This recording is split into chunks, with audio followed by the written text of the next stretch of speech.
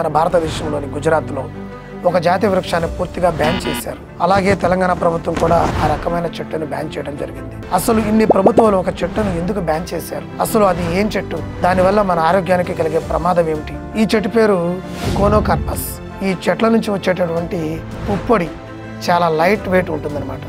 ఒకసారి ఈ పుప్పొడి మన లంగ్స్లో ప్రవేశించగానే మన శరీరంలోని కణాలు దీనిని ఫారెన్ మెటీరియల్గా గుర్తించి మన ఇమ్యూనిటీని అలర్ట్ చేస్తూ ఉంటుంది. అలా అలర్ట్ అయినటువంటి మన ఇమ్యూనిటీ వాటిని ఎదుర్కోవడానికి హిస్టమైన్స్ను విడుదల చేస్తుంది.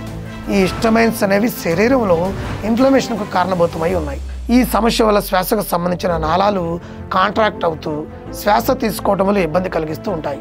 రీసెంట్గా ఏపీ ప్రభుత్వం కూడా కాకినాడలో ఉన్నటువంటి 4602 కోనోకార్పస్ చెట్లను తీసేసి వాటికి బదులుగా ఆక్సిజన్ ఇచ్చేటటువంటి మరో జాతి మొక్కలను నాటాల్సిందిగా ఉత్తర్వులు కూడా జారీ చేయడం జరిగింది.